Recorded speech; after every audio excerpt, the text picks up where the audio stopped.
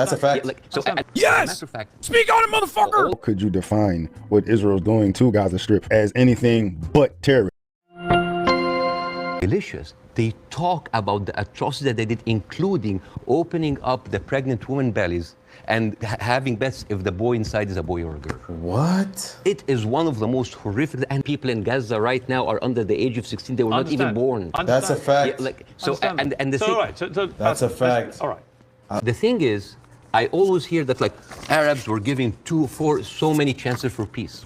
That is not true. Yes! Matter of fact, Speak on it, motherfucker! all along history, Israel didn't give an inch of land by peace. It only took more land. They gave back Sinai because no music festival, no paragliding, no Hamas. I can go on and on and on and on. No, but you don't. I mean, very well done. Very well done.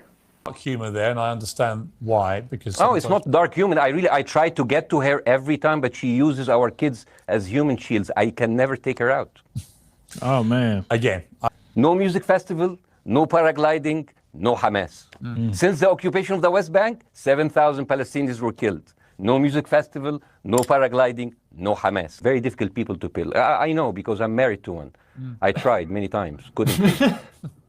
I mean, there's a dark humor there, and I understand why, because it's not dark humor. I try to get to her every time, but she uses our kids as human shields. I can never take her out. Covering the Middle East has been showing a certain point of view. I'm not going to say bias, but I would say it did not allow certain voices from the other side to be heard. And that is why you see the frustration. Whenever you speak to people in the Middle East, they tell you the same thing.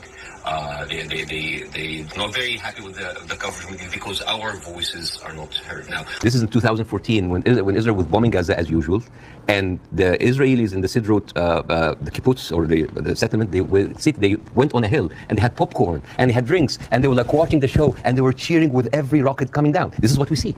Western people didn't see that. Well, somebody found a tweet actually of mine from 2014.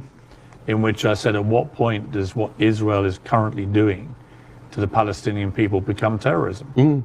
And because I've always said, I've spoken about this a lot over the years, and I've always tried to be. And it's weird, like you say that in 2014. So why would it be hard for you to condemn what Israel does to a certain point? Like you had the same thoughts in 2014. You're not having those same thoughts now. Well, clearly he is because he brought that up.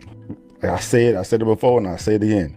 Outside of those who look at Palestinians as terrorists, put y'all more over here somewhere. How could you define what Israel's doing to Gaza Strip as anything but terrorist? I try to get to her every time, but she uses our kids as human shields. I can never take her out.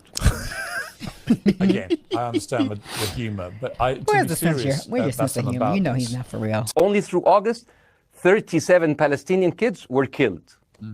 No music festival, no paragliding, no Hamas. Every time, but she uses our kids as human shields. I can never take her out. Oh my God. Again, only through August, 37 Palestinian kids were killed. No music festival, no paragliding, no Hamas. Since the occupation of the West Bank, only through August, 37 Palestinian kids were killed. No music festival, no paragliding. It's more since this interview, actually. No Hamas. Since the occupation of the West Bank, 7,000 Palestinians were killed. This guy's no good, man. Festival, no paragliding, no Hamas. 100,000 people living in Palestine, 3% were Jewish. 1917, Balfour Declaration. Arthur Balfour, he called.